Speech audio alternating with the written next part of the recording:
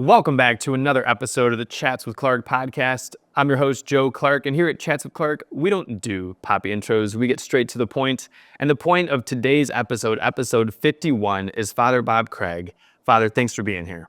Joe, it's a pleasure to be with you as always. Always enjoy our conversations. Absolutely. It's an honor to have you. So Father Bob is a man of great wisdom, of great faith. He was ordained in 1972 to the Cleveland Catholic Diocese and retired in 2018 after 46 years as an active minister in a parish, I guess would be the best way to put that.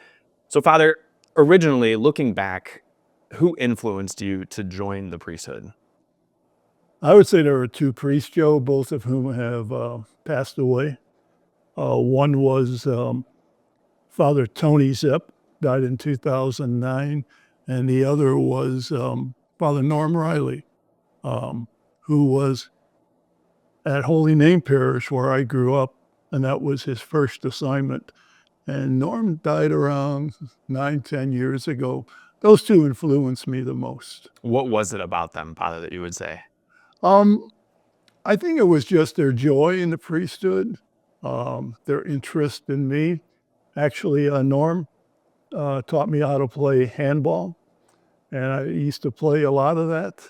And Tony just always, Tony graduated from Holy Name High School where I did, and so there was a common bond there. And then he came back to the school and was teaching, and we kind of got to know each other at Holy Name. But I think it was their joy that they had in the priesthood and their willingness just to be there for anybody. It's beautiful. I feel like when you see someone living something that looks good, right, we get intrigued by that. Yeah, I have a saying, Joe, and you and I have talked about this. There's some people, you feel it's like a privilege to be in their presence. And it's just a privilege to be in their presence. So, and I think that's how I always saw it, was a privilege to be in Norm and Tony's presence always. Amen. Yeah, well, that's you too, Father. So thanks. Thanks again for being here. My first pastor has had a great influence, Jim Grandillo. He too has passed away. And, when you're ordained, and I was in 72, it was right after Vatican II.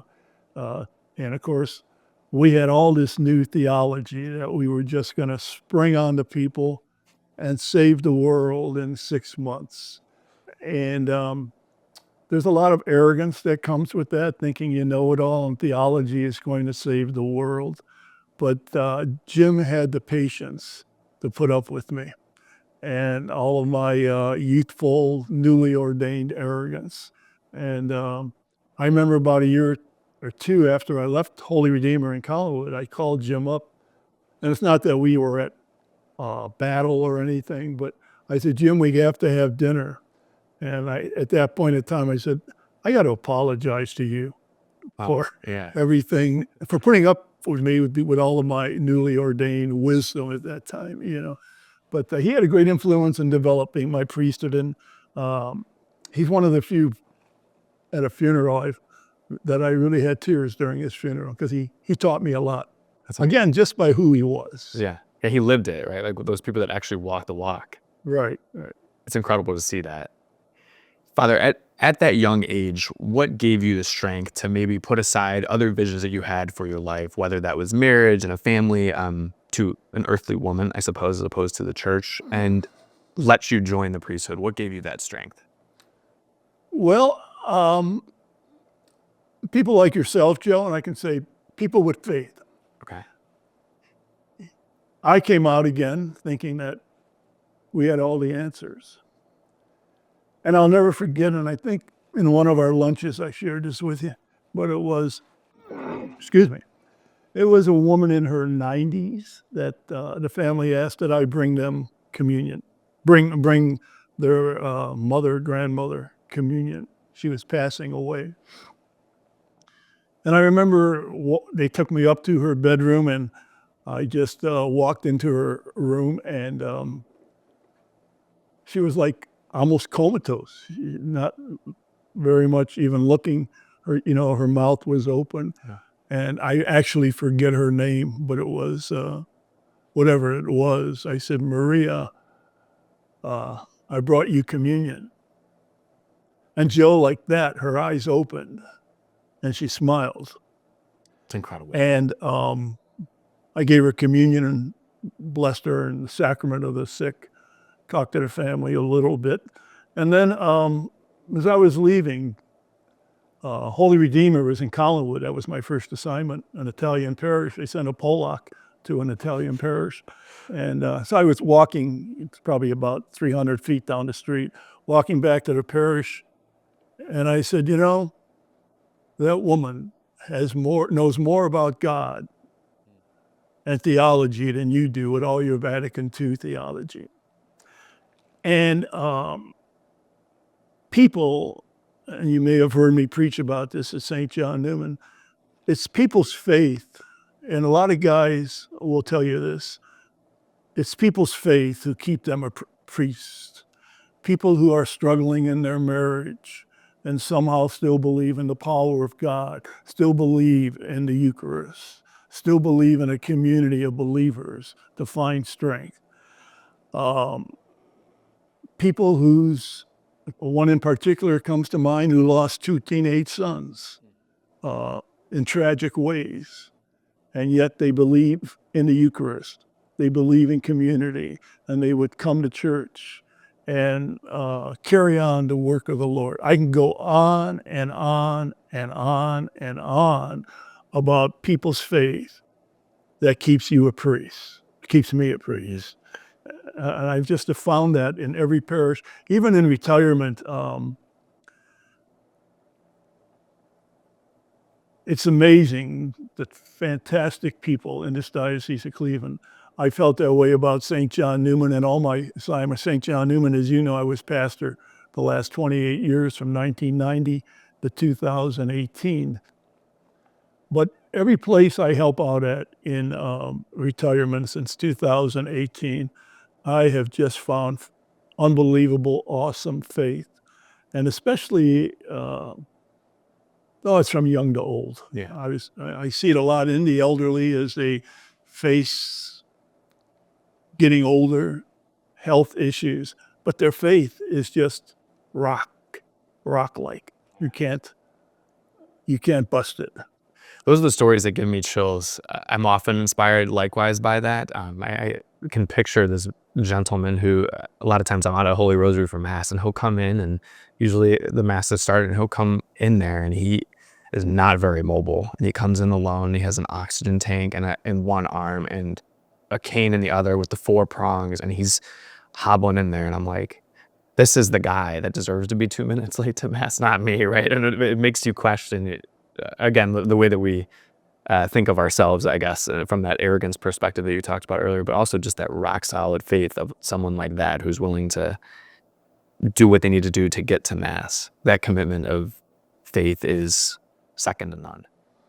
Yeah, there's a story told, as you probably have heard it, about a man who came to church every day, and he just all day sat in church, and finally a priest went up to him and said, is there anything going on in your life that I could help you with? You're here every day. And the man just said, no, I just sit here and I let God talk to me. Wow. Father, it kind of taps into a thought for me. I often think that we turn to God in really great moments and offer him thanks, or we turn to God in moments like that where someone would assume we're at an all-time low and we need help. How do we transition from God just being a soundboard into more of a relationship? Because Tom Brady, who I know you love and adore as well, often referenced being a quarterback, kind of like how I think we look at God. And that is, Brady always said that as a quarterback, when things went really well, you gave out thanks. And when things went poorly, you took the blame as the quarterback. And I feel like that's God, right? God's like, all right, so you come to me when things are really great and you get you give me thanks. And then when things are going poorly, you come to me as well, and you're aggravated, and you want me to help you get out of it. So I feel like, how do we bridge the gap between him being God, just being a soundboard, and then actually having a relationship like this gentleman in that story that you describe, who is able to talk with God and hear him? I would imagine the gentleman in the story, the gentleman you described with the oxygen tank and a cane. I imagine they have gone through a lot of peaks and valleys in their lives. And I don't know if there is a 5-step, 10-step, 12-step program to this is how now you can live with God. I think it was Gandhi. It might not have been Gandhi. It was somebody else who said, how does it go? For everything that has been in my life, thank you. For everything that will be in my life, yes. And you develop this attitude of giving thanks to God daily. That's where I'm at in my life. Plus having good people in your life that you can talk over your faults and your failings with. When I was going through what I was going through when I was ordained, as I shared earlier, I was lucky to have a Tony Zip in my life, a Norm Riley in my life, that basically, in a very gentle, loving, peaceful, calm way, would say, you're depending on yourself too much. Do you really have prayer in your life? Do you see how God is speaking to you through this woman who is dying, but can smile that she's receiving the Eucharist? So, in some ways, Joe, I think it's having people around you, people who aren't afraid to admit their failings to you, that give you strength. I think it's daily praying for the grace of God in your life to be open to his presence. Being silent in prayer, letting God speak to us. I'm sure you have. Your grandparents have been married how many years? Forever. Forever. Yeah, they were 20. So They've been married, 60 some years probably. And I'm sure over the course of that marriage, especially 50, 55, 60 years, you have seen them just sit with each other. And they don't say a word. But there's a love there that you can feel. And it's because they just have learned to accept each other, love each other, forgive each other. I know one of the things that Tony brought out to me was you can't take yourself seriously. yeah. I think we have to learn to see the love of God in our life. What destroys a lot of the relationships with God is, I think, we often see ourselves as a sinner. We've been taught that, or sometimes people think they're a sinner and what they've done. How can God ever forgive them? We can get back to it later, but I see that in a lot of the work in my retirement that I've done with drug and alcohol addicts, which I have loved and enjoyed doing fifth step with them and just listening to them. But so many of them can't accept the fact that they're good people, that they wouldn't have been created if God didn't love them, and if God didn't believe in them, if God didn't think they could contribute to this earth, to the lives of others, and to try to help them understand that amidst the addiction they have to drinking and drugs is very challenging. But you mentioned the word relationship with God in your question, which I know I've been talking a lot about. But what was the question again? I think you nailed it. And to kind of dial it even back to just the basics, Father, why is faith essential to a fruitful life? Why is what? Faith essential, yeah. Because I feel like we're in a society now that is introverted in the sense that everyone knows everything, given the power of a phone that can tell you anything fact-wise that you would want to know. So why is faith, which you're not going to be able to Google and find fact-based, so important for a fruitful life? I can say from my life, Joe, I guess eventually you find out and believe, or you find out through, again, good spiritual direction, that you don't have the answers to life. And actually, the answers come from a relationship with God. And I don't think it's that where you Google it, God, what is the answer to this? It's, they say God, I forget what saint said it, I really forget. But they say God speaks to us in the experiences of our life. Amen to that. And a number of spiritual writers have said there's no coincidences in life. Excuse me. But God, it's God being anonymous in our lives. There's no coincidences. And I think you answered the question yourself. If we really believe that God speaks to us in the experiences of our lives, our faithfulness, our lack of faith sometimes, our joys, our sorrows, our sadness through other people, then how do we incorporate that into a world that often communicates through a phone, punching numbers, punching text out? Are we really having experiences with others? And often we're not. And often, excuse me again,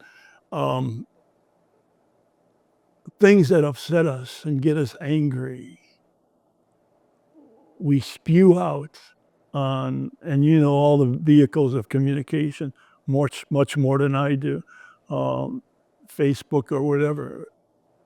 We can just, without any accountability, call people names, tell them they're crazy. They don't know what they're talking about. Why is there all this anger?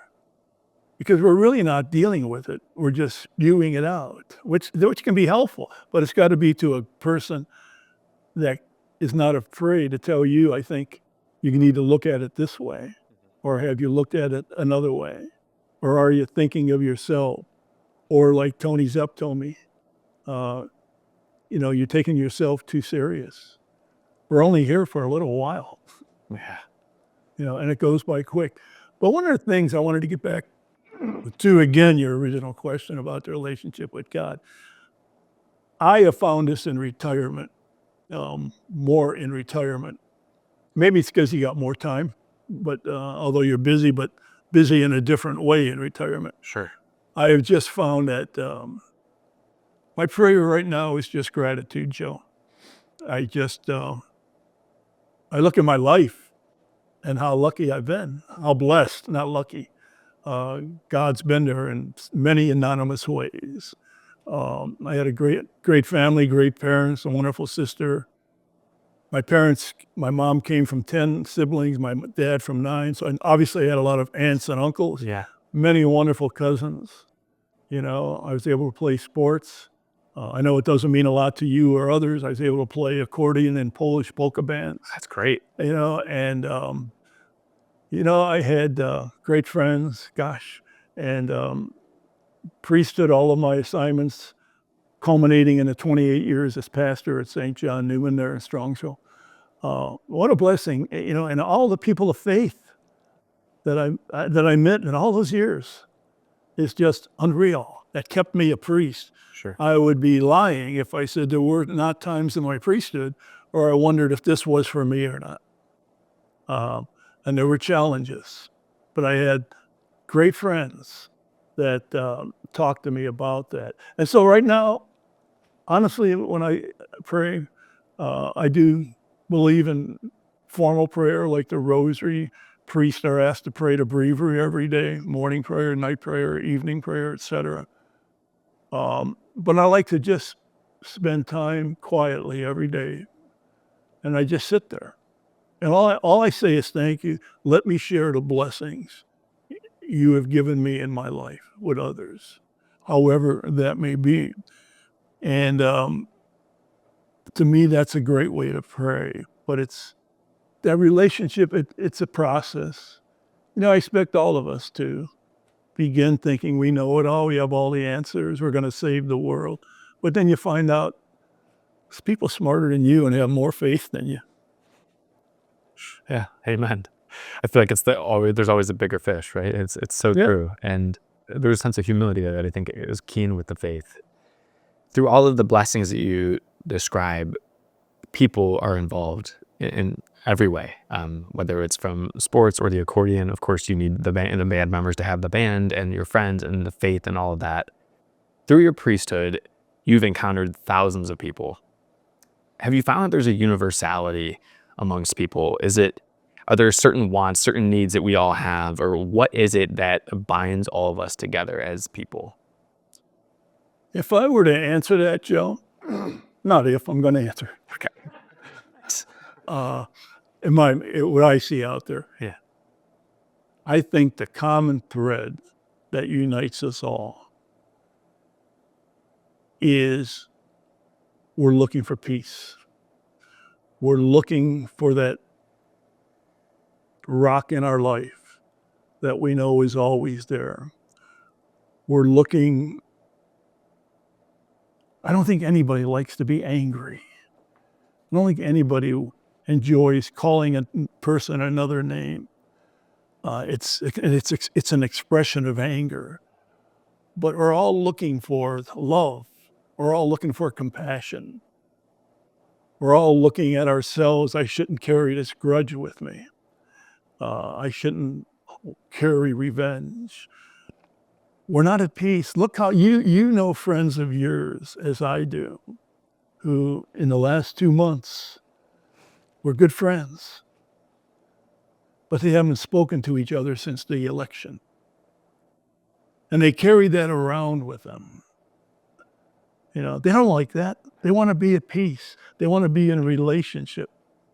And to me, the ultimate relationship where everything comes from, where we really see what is love, what is forgiveness, what is peace, what is compassion, it comes from God, who gave us his son, Jesus. That's what I see as a common bond. We're all looking to be happy. I could see that, especially placing such a precedence, creating a godlike figure of whatever it is that's causing us anger, right? Like to use your example of the election, by placing that on such a pedestal, we then can be angry because that will never be what brings us peace in the first place. So then, especially when it doesn't go the way that you would want for whomever's angry, you're going to feel all the more less peace, as opposed to placing the trust of peace and expecting peace from a place that could actually give it, in your words, a relationship with God. I definitely can see that. And then that goes back to Joe, that goes back, Joe, to what you were saying about uh, our relationships are expressed through the phone. We don't have a chance to say, I need help. We don't have a chance sometimes to say, because we're so busy on the phones, hey, would you pray with me? I really need some help. And I think part of that is the world we live in. We just finished the holidays. On December 26th, what did you see in stores? Valentine cards. Yeah, right.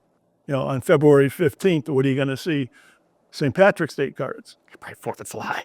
You know, and then it's Easter. We're always being pushed to live in the future, not in the present, to see where God is speaking to me right here, right now. And again, to me, you need that community and fellowship with other people. You need mentors. Tying that all in, you have worked as a mentor with people in the addiction space who clearly are looking for that rock, right? I would imagine they need something that is a rock to guide them, because I feel like for many people who are struggling with addiction, the consistent thing in their life is exactly that, is the addiction. Now, you had written The Way of the Cross for those in recovery, which is clearly a testimony to your passion and involvement in that community. Why that space, Father? Why that what? Why that space? Why dive into that space for you? That's a good question, Joe. I don't know when I was, what would have been second year theology, which would have been before Moses crossed the Red Sea, 1969 to 70. I was assigned to a parish, and it was in Bedford. And I remember meeting one of the teachers or someone out there, and he was an AA. And he just asked me one night, he said, Father, you might be learning a lot teaching PSR and that. He said, would you like to come? He said, I'm an alcoholic, and would you like to come to an AA meeting? And I said, sure. And I was so impressed by these people at the meeting. They were, first of all, joyful. They made you feel like it was their privilege to have you in their presence. They would introduce themselves. Hi, I'm Joe. I'm an alcoholic. They were real. Yeah. And I just kind of fell in love with that person who would do that. And then when I heard I guess they call it the lead at that AA meeting, this person described how he had fallen away from God, how he had messed up his life, lost his wife, lost his children, and how he had been sober now for 15, 20 years. I just was moved by that. Yeah, no doubt. Kind of like the lady who, yeah, I want to receive communion even though I'm dying. Right. And so I did my, we had to write a thesis when we graduated from the seminary, or for the degree, whatever, we got a degree, and I can't even remember. And I wrote it on counseling the alcoholic. And throughout the years, every time I met one, I was just, tell me your story. Yeah. You got so much to tell me. You have a lot of wisdom. And then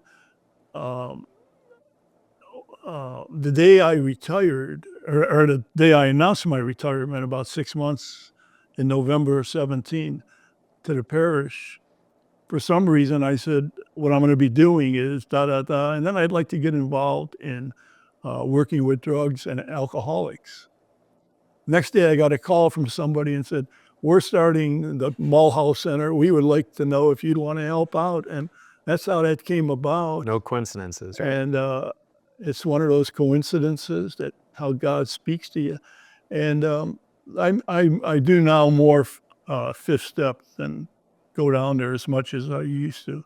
But it's one of those things that can lift you up, and you can also get very downtrodden, because a lot of guys, I remember, Joe, the first day the guy in charge said, Father, you're going to have your heart broken here. And I said, what do you mean by that? And he said, you're going to get involved with people's lives. You're going to come here, and all of a sudden they're back on the streets. And that was so true. I stopped in one day and was just kind of shooting the breeze with the guys about the Browns or whatever it was. And I said, oh, where's so-and-so? And he said, Father, he's back on the streets. And I thought he was making so much progress, Mm-hmm. So I want to say one other thing, Joe, going back, and I wanted to say this before, but where we are in the world with people. And I have a very good friend of mine who was telling me about her husband. I shared this with you in the past, about her husband has the beginning stages of dementia and is starting to forget things. And she went to a workshop for only, I think it was 6 people. And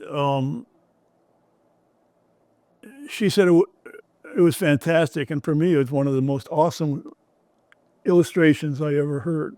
But they had her, after a talk and things like that, they put, again, I'm paraphrasing all of this. Sure. They put earmuffs on her. They gave her glasses that you could barely see out of. You were like, your eyes were all over the place. They gave her these things to walk in that hurt. And And then they put her in a room, each one in an individual room. And then they put these gloves on her that were like boxing gloves. And then they gave the instructions through the earphones, and she couldn't hear them.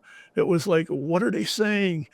And then they were asked to pick up a pen and write something, and she couldn't grab it with her hands with the boxing gloves, and her feet were hurting her, and all of that was coming to her. She could barely see. And the purpose of it was to let them know how your loved one is feeling, that they can't understand everything anymore, to develop compassion. And we kind of live in this world that it revolves around me. I'm the victim, you know. You're in my way. But it taught her, she said, how to walk in another person's life that's totally different than us or undergoing things like dementia. It was fantastic. I said, that's the greatest example I've ever seen of God coming to live with us. 100%. Yeah. Yeah, it's totally just diving into someone's journey. And I feel like that's what makes maybe you so successful in a space where people are really struggling, is that you're willing to listen and you're willing to dive into that story with them. Like you just mentioned, the first thing that you do when you enter that space of addiction is tell me your story. Just break it down with me, right? I mean, just like any of us would, right? It's just kind of like you're at the bar, just talking to somebody. Maybe a bad example, but you're out somewhere with friends, and You're 100% right, Joe. yeah, One of the first guys I met at the Mulhouse Center, I said, how did you, I always asked, how old you were when you started, and how did you get into drugs or alcohol? And he said, Father, every day, I was 13 years old, but he said every day, he said one day my dad told me he hated me. But he said, Father, it was every day. He told me every day he hated me. And I just thought of my roots, of how blessed I am to have had the parents I've had, people in my life. And to be told by your father every day you hate him. right. He said, that's why I started. In fact, that's the one who then left that so. Broke your heart. Clearly, yeah. Like the guy in charge said, you're going to have your heart broken here. How do you manage to try and help these individuals find hope? I would say the first thing is what we've been talking about, Joe. You just said it a couple of minutes ago. Many of them have never had anyone to tell their story to. And I want to listen to them. Fifth step, if you're familiar with it, they confess or they share with you all the people they've hurt in their life, and they ask forgiveness of that. And a lot of them will mention anger, but to listen to that, to let them know what they're saying has value, that you are important. And I think, again, it's to come with not that you have the answers. If anybody's going to lead them back to a wholesome life, it's God. Oh, yeah, right. Obviously, not me or any other counselor or anybody. It's the grace of God. And so my role with them was to open them to the grace of God. I often use the example that when we're created, there are billions and billions of possibilities. Billions. And for some reason, we came about. We were one of those billions. Why didn't God allow number 2 to come about instead of you? Because he believed in you. What you're doing, you have goals in your life. God believes you can really touch people and to bring God to other people. And that's why we're on this earth. That's what we celebrated at Christmas. I know we say it's the birth of Jesus, and it is. And we need to hear that when we're growing up, to see the manger scene and everything like that. It's how we learn. But what we're really celebrating is that God came into our lives. Picture that. Right. Why did God do that? Out of love. As we've been talking today, Father, I can't help but think about the words that we're using to describe just all of this, right? Like, we're talking about our relationships with people, talking about our relationships with God, and we're talking about hope, grace, peace, Compassion. love, compassion, listening to people, a validation from that, a rock, stability, something that's steadfast. All of these adjectives, if you just listed these adjectives like I'm doing now, and that was it, and didn't describe what it was about, everyone on this earth would say, I want that. Like, whatever that thing is that you're describing, I'm in. So what is it then that deters us or lets us fall off the beaten path from that thing which we're describing as faith, a relationship with God, and good relationships with others? Where do we falter? It's a good question, Joe. I don't know if there is one answer. I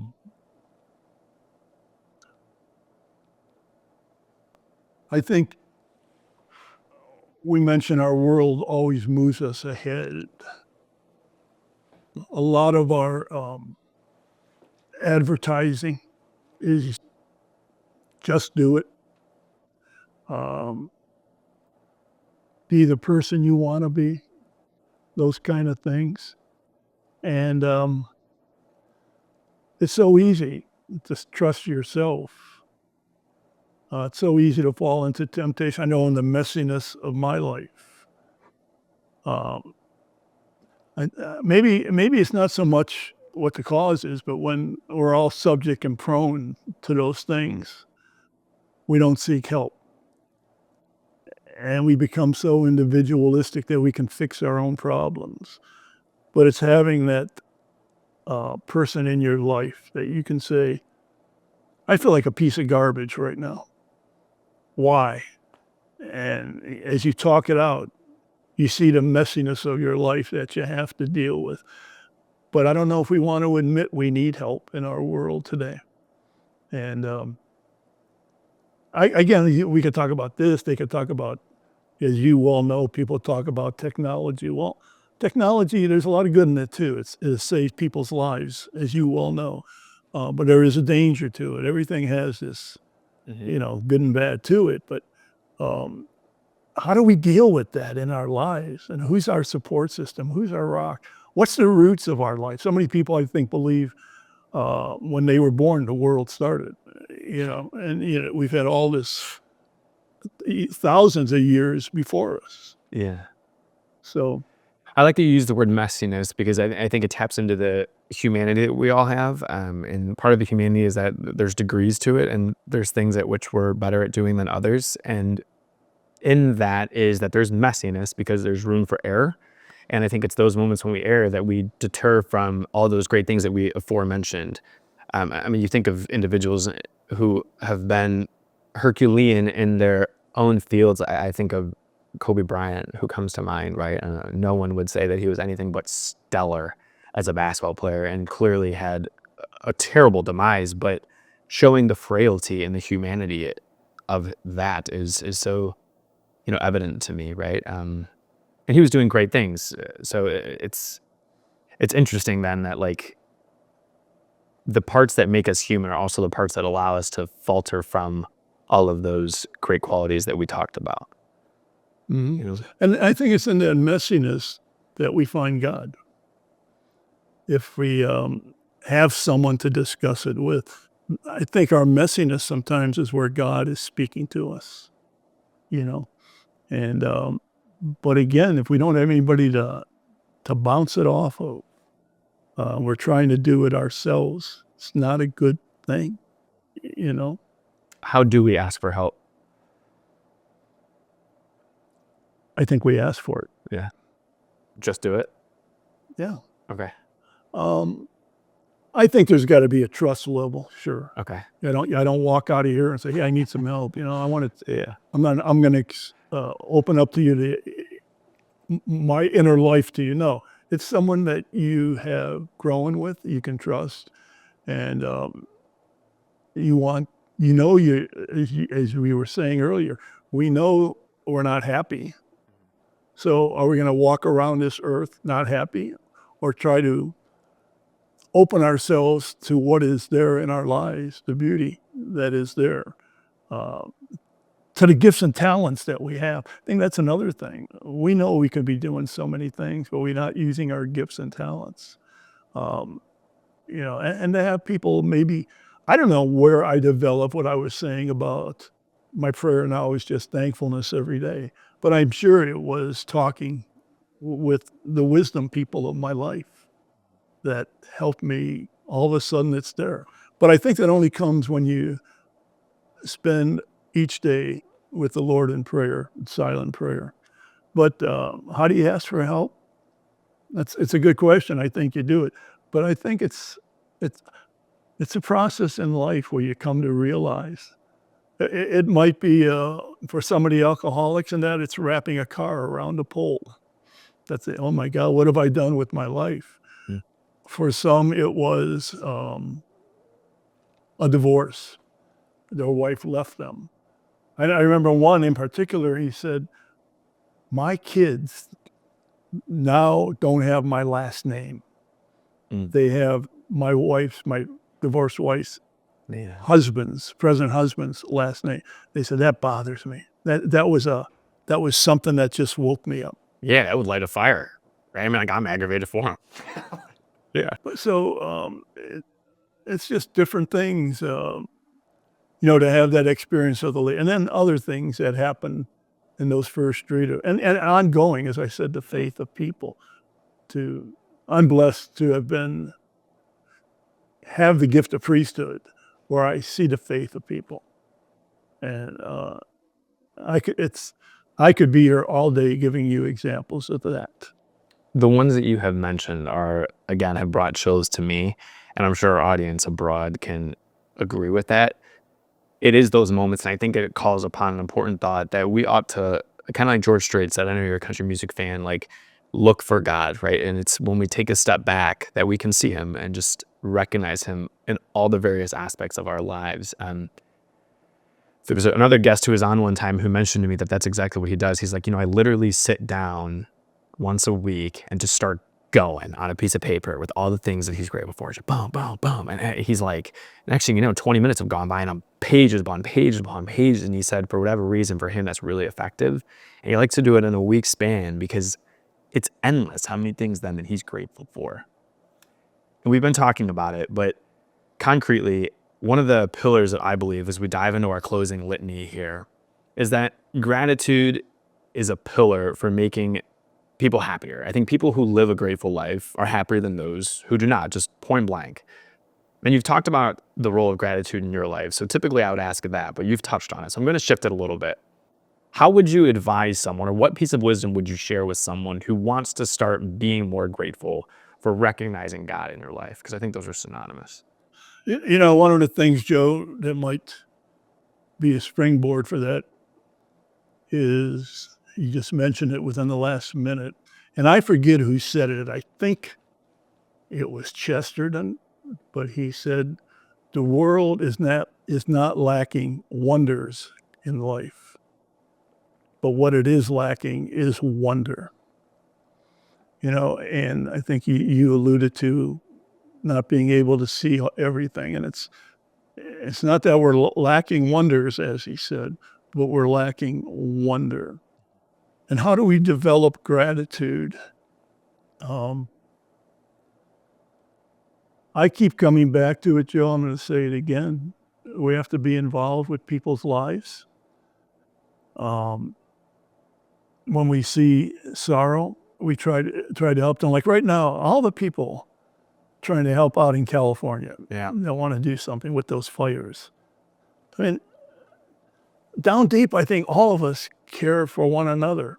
We've had experiences in life, um, and maybe to pray. If I were to say anything, to pray for that gift of gratitude, because I don't think we leave here or we leave any context and say, I got to do more of this, less of this, more of that, less of that.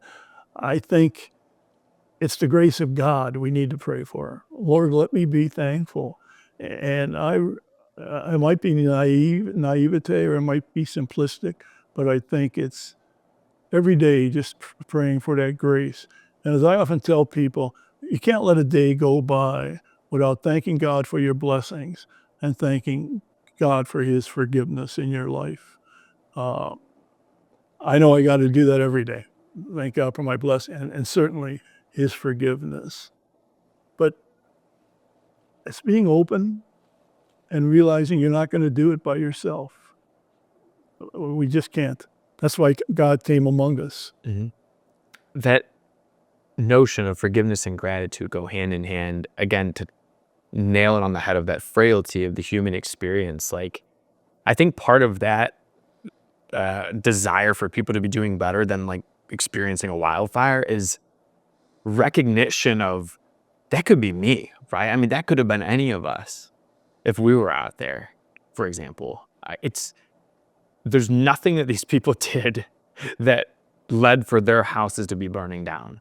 And it's like, wow, God, like, I'm thankful that I've never experienced that, right? And then you pray alternatively, like, man, you want the betterness for them. I think by recognizing that frailty again of our own existence, then we can see also how greatness comes into our life through God's blessings, like what that looks like for us, because it could be either or. I like what you said, the frailty of our existence that helps us to recognize there's a power greater than us. You said we were coming to the end here, but there was one experience that really helped me. My mom died in '03, March of '03, and I remember in November of '02 driving back from the Holy Family Cancer Home where she was. And it was one of those bitter, cold November nights, high 30s, low 40s, terrible rain coming down, could barely see. And beside having tears in my eyes, I just said, I can't drive in this. And I pulled off to the side of the road. And I just grabbed the steering wheel. And what I told God I would scandalize you with if I repeated what I said to God about my mom dying and everything. But it was really funny. When I got done, believe it or not, a rainbow appeared. But I never felt so free and so close to God, even though I had just told him what I think of him. But it was that ability, for some reason, God giving me the strength to say how I feel to God. And I think sometimes we feel we have to have the right words, the right prayer, got to write a beautiful dissertation to God about what's going on in my life. But it's being real, just being yourself. It's the best way to do it. It's the only way to do it. Again, And then, like I said, I just felt God's presence more than I ever did. And again, that's another step in the process of I'm not in this alone. yeah, and he kind of takes you as you are, you know? I mean, it's this whole notion that we don't have to put up this front as if God wouldn't know anyway, right? I mean, Exactly. And I think sometimes we talk to God, and God, when we get done, God says, who is this? This isn't who I created. Why are you trying to impress me? I know who you are. Just come to me.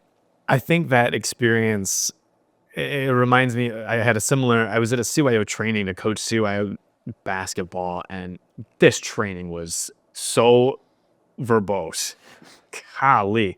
As I'm sure you know the diocese can do with drawing things out. I'm allowed to say that. You don't have to comment on that. But Well, the training was so long, and I'm sitting there. I was getting bored. I was so bored, and I'm looking around, and I'm thinking to myself, this is freaking boring, you know? And sure enough, the person speaking gives the most extraneous example that had seemingly nothing to do with coaching high school boys CYO basketball, but it struck home with me. And I looked, and I kind of was jarred. I remember thinking, I'm like, you know what, God, that's a good one. I'm like, that's pretty good. You got me. You know, it's like, I remember telling him just like that, again, with probably things that wouldn't be best to put out there. I'm like, what is that? That was the most obscure example, but we got my attention. Fair enough. there's a speaker I heard on a retreat once. I might have shared this with you, but his name was James Finley. I'm not sure if he's living anymore, but he spoke for 45 minutes, his opening talk. Then they had the microphone. First person to get up says, James, I don't know what the hell you just said the last 45 minutes. But he said, I felt a presence of the sacred in your life, and I sensed the divine. Yeah. I mean, he was just being himself talking, you know. So Father, on the alternative, do you have any regrets in your life? And I'm especially curious for how these regrets tie in with faith. I have always said this, Joe. Uh, I think there's a couple parts to this. Sure. I think the mistakes I have made and any of us make a lot help us or form us to be who we are today. If, as I've been saying, we have people in our lives, we can talk to them about what's happened. So in one sense, I don't have regrets because some of the stupid things I did, some of the early days of priesthood when I had all the answers, some of the arrogance of the early days, they've helped form me to be who I am today, who recognizes there's so much growth that is still needed in your life, you know? So, but if I were to say there's a regret, it would be I wish life wasn't a process. That what did Mark Twain say? I didn't realize how smart my dad was until I turned 21. Something like that. Life is a process, and you've got to let go from one stage to another. I can't play sports like I used to today. I could never keep up with you on the basketball court. That was one time part of my life, or the tennis courts. But I got to let go of that because I really believe every part of our lives, whether it's middle age, growing up, senior living, adults, that there's always new people and new experiences in our life that God is leading us to. But you got to let go. And we talked about the anger. I think there's so much anger because we don't let go. We want to still be who we were in our teens, our 20s, our 30s. Sure. But yet there's new experiences God is calling us to. A person I'm very close to, she's been debating whether to sell her house and move into independent senior living. I've told her, I said, if you don't do it now, you're never going to do it. And I said, you're very active and involved in things, but look at all the new people and new situations you're going to find yourself involved with. And it's something she has to do. She's been putting it off. But Yeah. I wish life wasn't a process. But on the other hand, that's how you grow, and it's the fun of life. It's the joy of life. It is. He has the various experiences. Yeah. Otherwise, it would all be the same. And homogeneous boring. Right. So I understand that. It's really good. I'm going to be pondering that. It's one of those I'm going to be pondering after this episode's done and we go our separate ways. I'm going to continue to be thinking about that. My final question to you, well, I have two. My first one is kind of ironic, but I think it's really great to have something on the calendar to look forward to. Just because I think it provides a sense of joy. It's something like, you know what? Like, I know that's going to be awesome. Like, I know I get to do this thing that's out of the ordinary. What is on your calendar that you are looking forward to? I don't know if it's one event, Joe. I think it's more, I'm at that stage in my life where what I'm looking forward, I think I'm looking forward to it eventually, is meeting God. I've met a lot of great people on this earth. As long as I'm here, I think God has things for me to do. But I know the day is coming where probably could be any time for any of us. Sure. But certainly within the next 5 to 10 years, I just don't know if I'll be here. And I have to be realistic about that and say, I'm going to meet God. That's what I've hopefully lived my life for. Yeah. I believe God has forgiven me and helped me through my messiness, through my hard times, the challenges of priesthood. those times where I wondered if I wanted to be a priest. I'm so thankful he put people in my life to keep me a priest. But I think it's a great thing it's going to be a great experience. Does that mean I'm looking forward to it? No, so I always say, I hope it's after football season that he calls me, Like if it's next year, I hope it's after February 9th. Yeah. But no. And so once we get to training camp, I say it can't be now until February. Yeah, you gotta wait. Yeah. Sorry, God. Hey, it's my time. I mean, there's things on my calendar, I'm looking forward to, Of course. vacations and things. But I think when you get into the whole atmosphere of life, let's face it, are we going to look forward to meeting God? Yeah. That's the ultimate look. I mean, that's the ultimate calendar right there. Yeah. When we step We don't know. time. I'm in an era, Joe, where just in the last 2 months, 3 priests of my era have died. And, we go to the funeral last week, a priest, Father Ned Weiss, great guy, wonderful priest. He was a very big influence on my life. He was my spiritual director for a while. Yeah. And, all of us, our era, we look around the room and we say, we're all in line for this, but we don't know where. Sure. That's powerful. It's a great reminder too, and a great recognition, and it allows us to go day by day, just trying to be the best that we can to exemplify that humility. Last question to you, Father. As we close up here, do you have any piece of advice or any wisdom that you would like to share with a specific audience that you could tailor towards, or just the audience abroad? I think we've said it, Joe. Be yourself. Allow yourself to be part of a Christian community where you have people, where you can develop friendships and relationships with people that you can trust. Don't worry about prayer, but as many spiritual writers say, most important thing about prayer is showing up every day. Don't worry about whether it's good prayer or bad prayer. Am I pleasing God? Am I saying the right words? But just show up every day. Know you're going to be distracted, but God can deal with your distractions. And be open to the very anonymous ways God speaks to you. That was beautiful. That was perfect. Thank you. You're welcome. And I would love to go through that list again about hope, about trust, about peace, about joy, about grace. I mean, that's 5 what I just rattled off. And again, I think when we look at these adjectives of steadfast, of being a rock, of strength, of trust, these are all words that we all would love to experience in our life. So I think given our conversation today, it's always worth debating, questioning, diving into. Father Bob, I can't thank you enough for joining episode 51 of Chats with Clark. It is an absolute pleasure to have you and just to converse with you, as I know we have done ample times before, but to get it on conversation and get it recorded for our audience. To our audience, if you have not already, hit the subscribe button, drop us a follow, share with someone who needs to hear this episode.